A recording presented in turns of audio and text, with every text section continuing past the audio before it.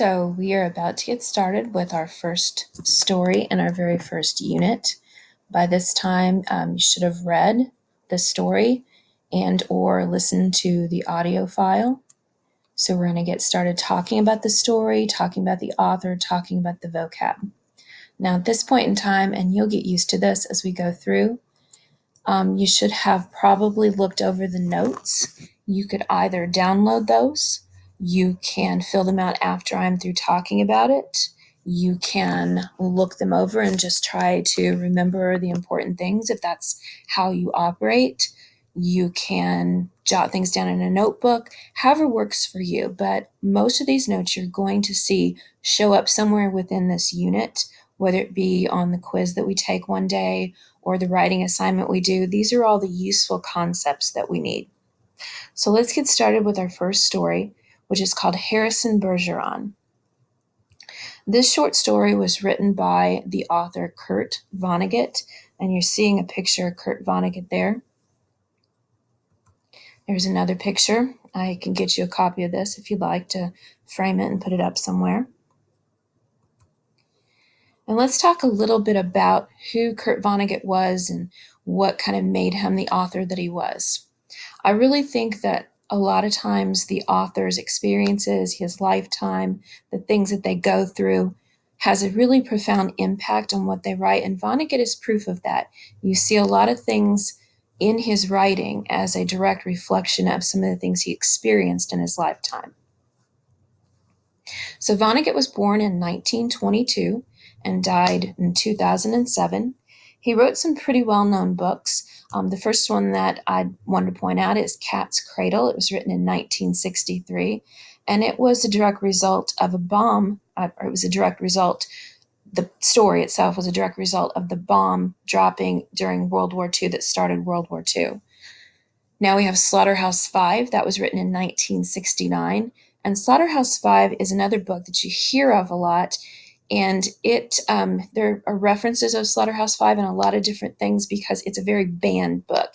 If you've ever watched Footloose, it's a movie about dancing and how it's banned, there's a reference to Slaughterhouse-Five in that movie about how the townspeople burned the books. We also have Breakfast of Champions in 1973, and these books were really pretty well known for blending satire, gallows humor, and science fiction. Now we're going to talk about satire in just a second, and we'll talk about science fiction on a next story unit.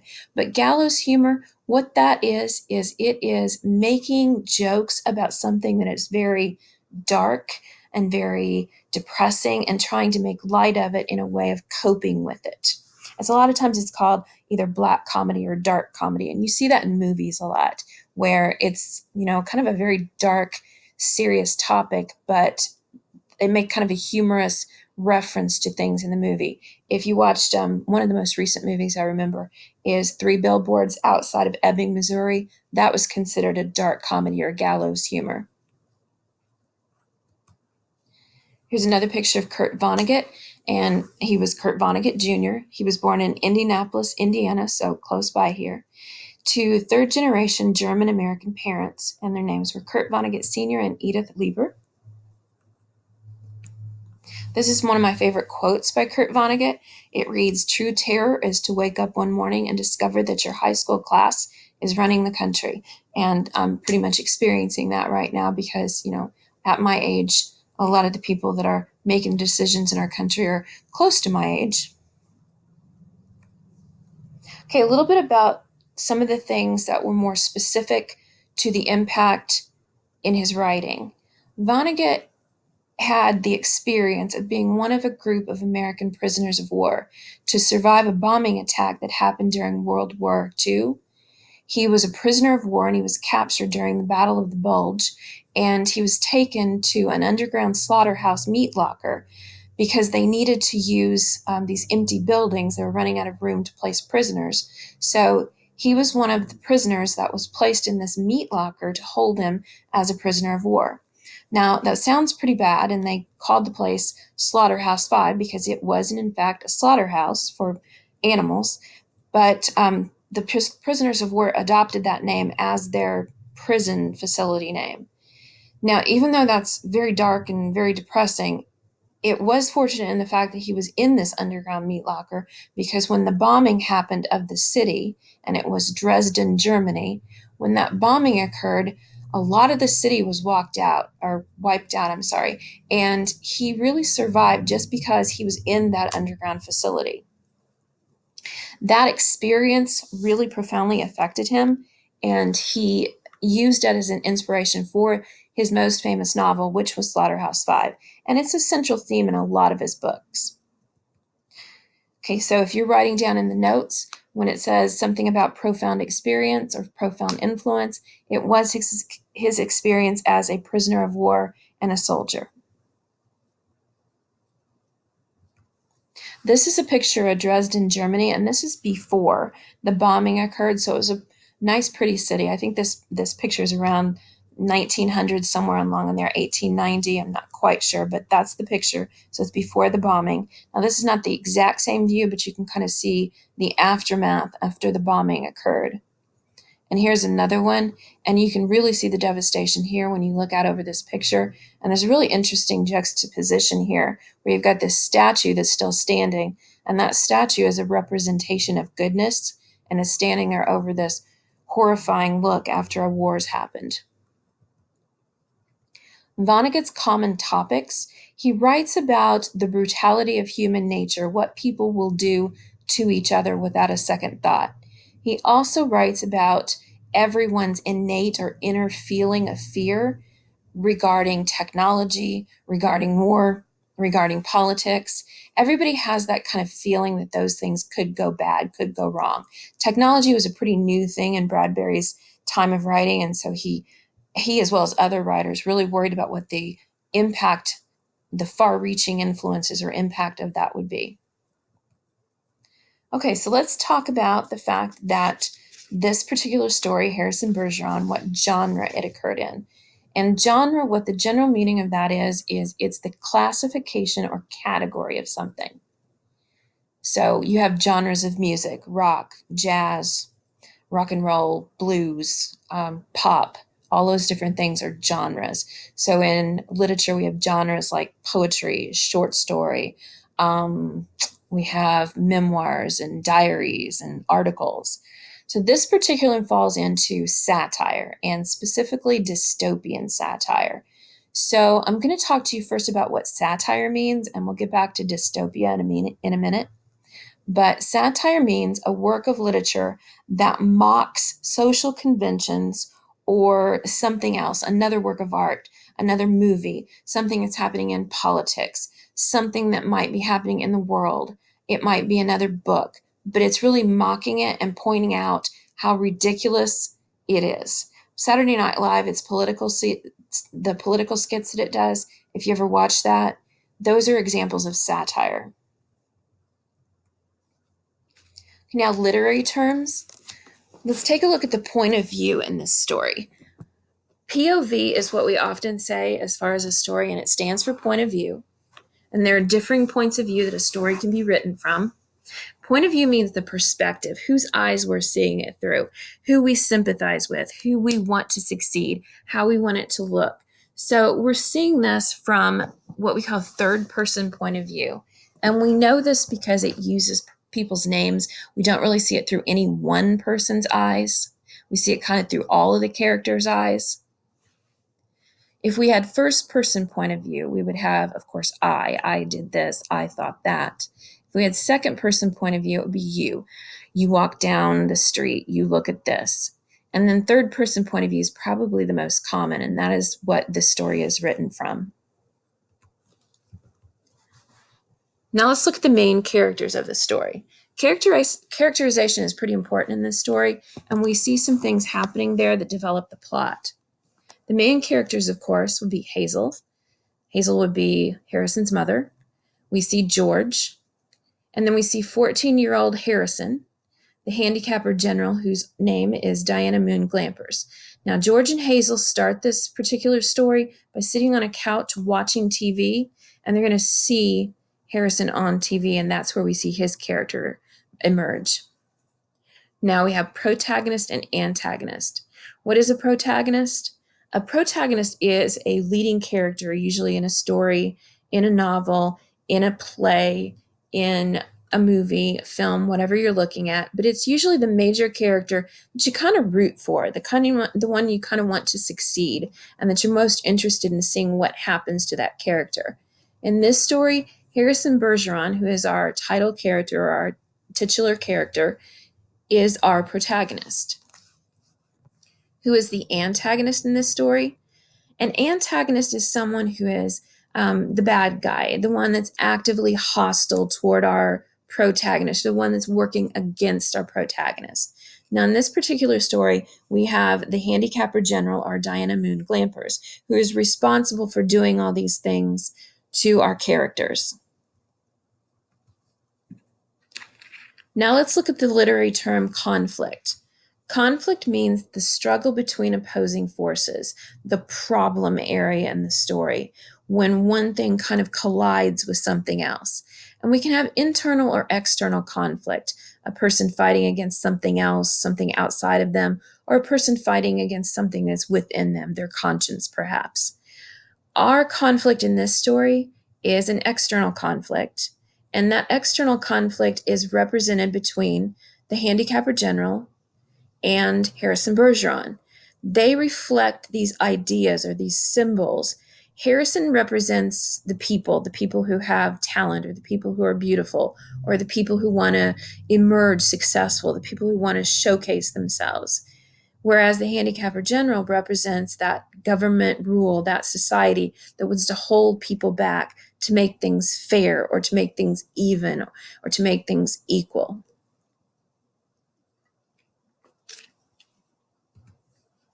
Our setting in this story.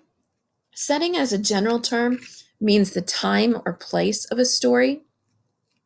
In this particular story, we have a futuristic United States during the year 2081 and what it might look like. Then we also have two more specific settings. Those are taking place on, as we see at the beginning, the couch and the home of George and Hazel, Mr. and Mrs. Bergeron, Harrison's parents. We're watching them watch TV as the story starts, and they're watching this newscaster and these ballerinas dancing on TV.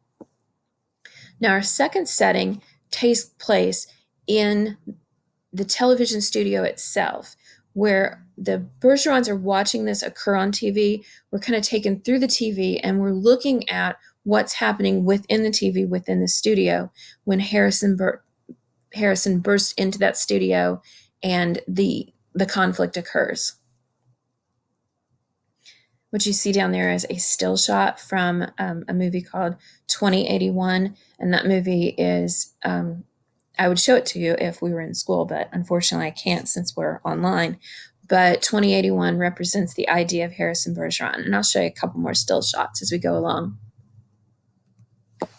Now let's look at literary terms tone and mood. Tone, of course, refers to the author's use of words and their writing style to convey their attitude about what's happening in the story. In this story, the tone of the story is casual. It's not really fancy. It doesn't use a lot of big words or complex phrasing, but it's also very critical and very sarcastic and very irreverent toward the topic matter. It's a very serious topic, but when we're reading this story, it's almost handled in a humorous manner, which is what makes it this dark comedy or this gallows humor. The mood, then, is the general feeling or atmosphere that a piece of writing creates within the reader, or is supposed to create within the reader. And the mood is sometimes the same, but a lot of times different than the tone. The mood of the story is kind of tense. It's kind of dangerous. It's a little chaotic. It's a little like you don't really know what's going to happen, a little scary. Now, tone and mood can be the same, like I said, or it could be very different. And I want you to think of this example. Let's say you, as a person, you walk into a room and someone starts angrily yelling at you. Their tone is going to be angry. It's going to be loud. It's going to be hostile. It's going to be angry. That's their tone. Now, you as the recipient of that, the audience of that, or as a symbol of the reader of that, you're going to react in a couple different ways, maybe. Now, you might be angry too. You might respond angrily. Their anger might make you angry, but sometimes it may not, depending on who the person is that's yelling at you. You might experience fear or nervousness or confusion. So sometimes your mood might be different than the tone. And so you see that mood is a reflection of the audience or of the recipient, where the tone is from the author or the person doing the talking. Now, the theme of the story. In this particular story, we have this theme that is this very satirical look into our society, and particularly the society that Kurt Vonnegut wrote from, the danger of this desire for equality. We heard the word, and we still hear the word equality bandied about a lot, and what that means, and how people want to be treated equal, and equal rights, and equal thought for people. And that's a very interesting idea, but equality is not quite what Vonnegut thinks we want. And he's pointing that out to us in our story. Now, theme in a general sense is the message or lesson that the author wants to convey to the audience. And the message that Vonnegut wants us to understand, that it's not equality that we're looking for as a society. And equality is something that holds us back. What we really are seeking is equity, and we'll explain that in just a second. Here in the corner, we see an art piece. There's a lot of art pieces that are inspired by this story. And we see an art piece where we see Harrison, who's supposed to be 14 years old and 7 foot tall. We see him made to look ridiculous because he's supposed to be really handsome and really muscular and really strong and really graceful. And we see him dancing with this ballerina, who, of course, has also been made to look ridiculous with the mask and the weights. Okay, now let's discuss the idea of a utopia and a dystopia. A utopia, which is what we're kind of looking at here, utopia turned dystopia. A utopia is an imagined community or society or world that possesses highly desirable or nearly perfect qualities for its citizens. So, applying that to Harrison Bergeron, the idea is that we have finally achieved equality for everyone in this Vonnegut society, this Vonnegut world. He shows us in the opening story, or in the opening paragraph, the opening paragraph, that we have finally achieved the desirable quality of equality in our community in this year 2081. Now, oftentimes what we see is a utopia turned dystopia, which is what Vonnegut is trying to show us in this story. That we thought we wanted equality, but now we're looking at it and maybe that's not so great after all. So we have this quality of dystopia, which is an imagined state or society or world or community in which there's great suffering or injustice. And usually that has something to do with people not being treated the way they really should be treated, even if the government thinks or the world thinks or the society thinks they're doing what's right. Now, I don't know what you've read in the past, but if in middle school you read The Giver, that's a perfect example of a utopia turned dystopia. You see dystopias a lot, I think, in video games and movies. You might recognize some of those themes or messages. A lot of times, like those apocalyptic movies that we watch, those are supposed to be dystopias. We're going to see some pictures here of what a utopia might look like. So we see these nearly perfect, wonderful, bright, cheery looking places that we just want to be in. This is like a 1950s idea of a utopia. These shining cities, they're using technology. The Jetsons, if you ever watched it, that would be an idea of a utopia. They thought we'd have flying cars and machines that would just pop out our food and we wouldn't have to work or worry nearly as hard as we do now. Here we see some pictures of dystopia.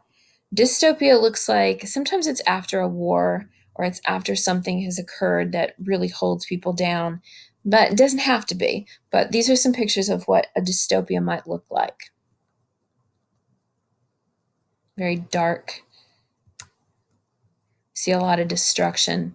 Movies like The Terminator, if you've ever watched those movies are an effect of an effect of a dystopia. And of course, they started out with a good idea. We're going to use this technology to make everything better and open up these new avenues for us. But then, of course, things go bad and we turn out to have a dystopia.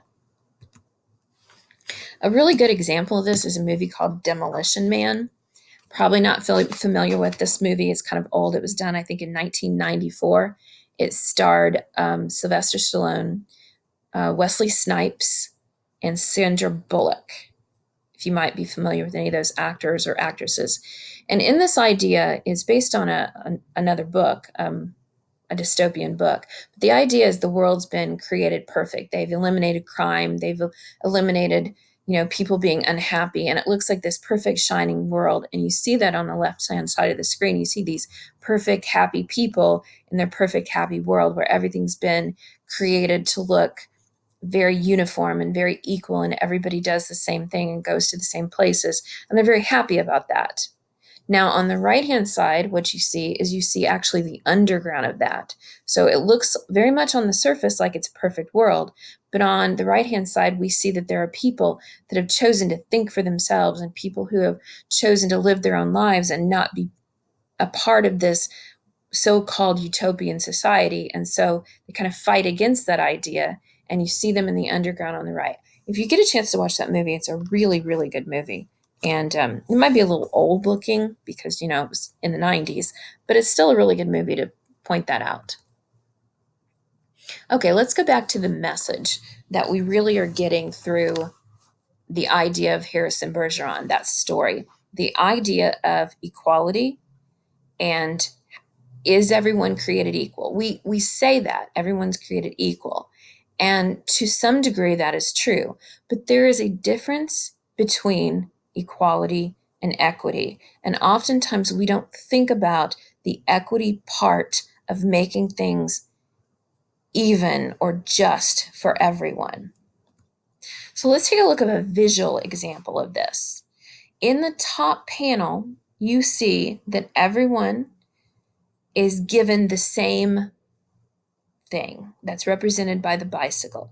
Every individual is given the same thing, the same size bike and the same bike to work with. But now we see that there are different people, and we see how that plays out with that different bike. You have the first girl who's represented in a wheelchair, and even though she's given the same bicycle, she can't ride it. In the second one, you see this really, really tall guy with these really long legs and how he has to hunch over, and it's probably really difficult for him to ride that bike. Now that third person rides the bike very well because it fits her, it works for her.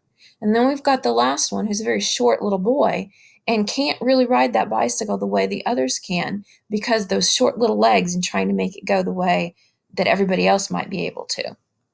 Now, in the second panel at the bottom, we see what equity means. So we're looking at equality is the same bicycle, giving them all the same bicycle. But in equity, our goal changes. Let's get everybody the ability to ride a bicycle. Instead of the bike being the goal, the equal thing, let's give them all a bicycle that makes it possible for them to achieve the same result. And we see that the girl in a wheelchair is given a bike that makes it accessible for her. She's able to ride a bike just like everyone else. The tall man is given a taller bicycle so that he has that ease of riding the bike.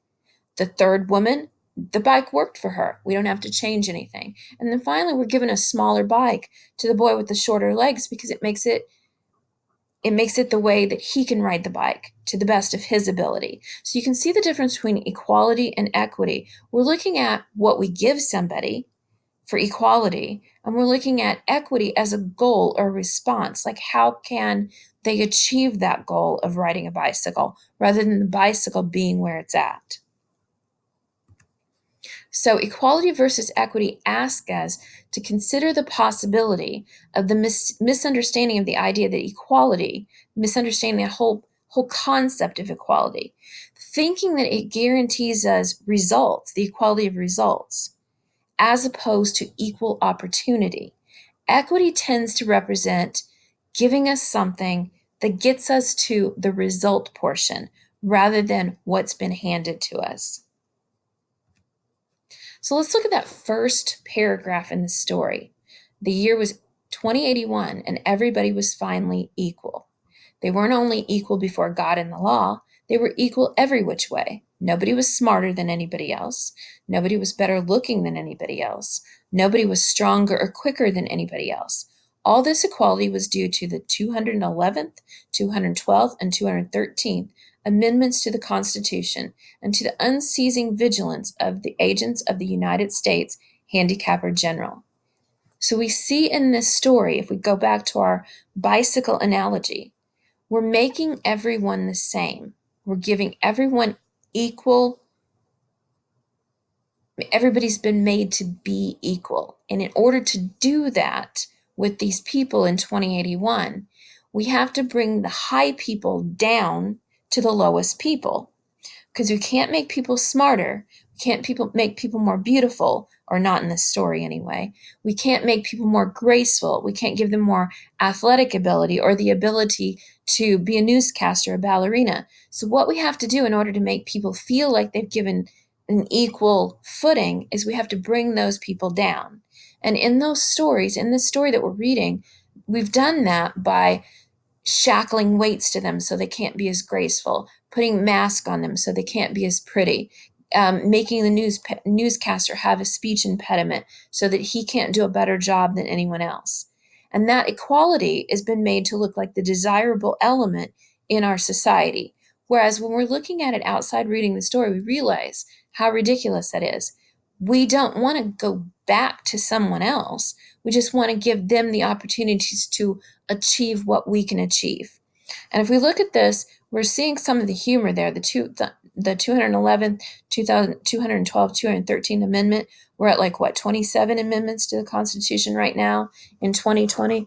So we see how that's been mandated by our government in Vonnegut's view. So this is a picture of Harrison Bergeron, an artistic rendition. We see that he's 7 foot tall, and we see these things that are happening with him. We see how he's been made to look ridiculous. He has these weights on he has this hardware attached to him because he's so strong and so muscular and so graceful and so beautiful. We have to do all these terrible things to him to make sure he's no better than anyone else. He's equal to everyone else. And we see throughout this short story that we can't even do that. We can't bring somebody down to our level. And we see that in this short story, how that's a threat to what our government in 2081, in Vonnegut's view, we see how that doesn't even work out there and what a threat that is to the government. Here we see an artistic view of the ballerina. And of course, they've got the manacles on, they've got the weights on, they've got the mask on to make them look bad also. This is another still shot from that movie I was telling you about. This would be the newscaster in this story. And we did notice that the newscaster had a very serious speech impediment. And so he was given the job to make everybody else feel like, it's okay just to try. You don't have to succeed. And that's another idea that we kind of embrace in our philosophy, that, the spirit of trying is good enough. And there's nothing wrong with that. That is a really great idea, but we have to watch how it plays out and watch how it looks in our society so that we don't take away from the people who are successful in that, who are talented in that, who are motivated to work to make themselves better in that. This is another art piece, and this is supposed to represent Diana Moon Glampers, who is the Handicapper General, and it's a pretty dark looking picture, and this is supposed to be taken at the moment, or drawn at the moment, that Diana Moon Glampers shoots and eliminates the threat to equality that is represented by Harrison Bergeron. Here we see a representation. These are from some of the movies that we see. We've got George up here in the corner. And George, because he's smarter than a lot of people, he has this earpiece, and you can see that in the picture. He has this earpiece in his ear. Whereas if he starts to form a thought, and he can really start to work things out, and he starts to think about things and use his intellect, we have this piece in his ear that transmits every so often these terrible, noisy, horrible things that just really disrupt his concentration. And that's so he won't be able to think better than anybody else in this society. Now down here at the bottom corner on our right-hand side, we see Harrison's mother, Hazel, who's just an ordinary average woman. And we see she's not very bright. She's your average of society. So we've had to lower our average to be just like everybody else. We don't want anybody, we can't bring her up. She can't think smarter. She just can't in this society. So we've had to bring the father figure down, and he's stronger, so he has these weights. So you see that play out through the story of how he's been brought down to her level because she can't be brought up to his level. That makes them equal. And we can see in the drawing over here on the right-hand side at the top, you can see how he responds when these sounds come through his headphones. So what relevant associations can you make between this story's message and today's society? What do you see happening here? Are we trying to make people equal? Or are we giving them something that is equitable? What is it we really want? Do we want true equality, or do we want something to be equitable? All right, let's look at our vocabulary for this particular story. I'm going to give you 5 words that come right from the context of this story. Our first word is vigilance, the second is synchronize, the third is consternation, the fourth is cower, and the fifth is wince. Now you're going to get definitions for these that are right out of the context of this story, and you're also going to see these later in your 7-day unit when you go to do vocabulary. You're going to see these added to your vocabulary workbook words that have been selected for you. So let's look at vigilance. Vigilance is a noun, and the sentence that we have from this is down here if you need it. It's the sentence right from the story, and that is right in that first paragraph. Now, vigilance means like a state of watchfulness, like looking for danger, looking for a problem. And in the context of our story, we see that because the vigilance is being done by the handicapper general. They're always on the lookout for something that might make someone not equal to someone else. Our second word is synchronize, and synchronize is a verb, and we see that word come into play when Harrison and the ballerina, who he's made his empress, are listening to the music and synchronizing themselves to be on beat. Their heartbeats are matching, their grace is going to match, their dancing is going to match perfectly to show that beauty in dance. They're going to synchronize themselves.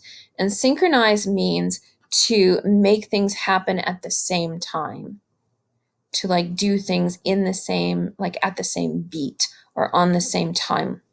We see people like on movies synchronize their watches, making sure they're at the same time. Consternation. Consternation is a noun, and there's a movie still shot. I can't remember the name of that movie. I think it might be maybe Madagascar. Tell me if I'm wrong. I could be wrong, but I remember it's a movie. But anyway, what that means is it means like this state where you react in amazement or fear, and there's just a lot of chaos going on in reaction. Okay, and we see that in the story when Harrison kind of burst into the studio and the ballerinas and dancers are there, and you see the newscaster. And so in that studio, screams and barking cries of consternation, like this fear and amazement are happening, coming from the television set. Cower is a verb, and cower means to like shrink down or to crouch down, like if something happens that scares you or that you're afraid of or that you're panicked about. And the story, it has this sentence that says ballerinas, technicians, and musicians and announcers cowered on their knees before him, referencing Harrison, expecting to die. We have the word wince. We see wince in the story where it says George Wince. So did 2 out of the 8 ballerinas. Wince also means to kind of draw back or shrink back or pull back, make this kind of face or this body reaction in pain or fear or embarrassment or panic. You wince when you're getting a shot. You wince when somebody does something stupid and you feel bad for them. You wince when like it's a facial expression or a body movement. When something happens, you pull back. That's that idea of wince. Okay, now that is all of our story notes for this particular story. What I'm going to do is I'm going to upload this story to YouTube and then onto Edpuzzle and put this link on your daily lessons so that you can ask me questions. So I'll be putting this on Edpuzzle so you can pause periodically and ask questions for anything I didn't explain correctly, anything you had a hard time understanding, anything that didn't make sense for you. I'm pretty new to this whole thing with the Screencastify. I'm used to doing this kind of teaching in front of a classroom, so people can stop me if I'm going too fast or stop me if I've thought I made sense and I really didn't. So I'm going to put this on Edpuzzle so you can stop me, you can ask me questions. And I know this might be really weird at first. It's weird for me. I keep noticing how I mess up and how, I say my words wrong. So it's going to be really weird for us to get used to this. So I'm going to ask you to be patient with me, and I'm definitely going to be patient with you while we figure out how the best way is to do this kind of thing. So email me, text me. My number's going to be on the slideshow. I want you to really get in touch with me if things aren't making sense because I want to make sure this works for you.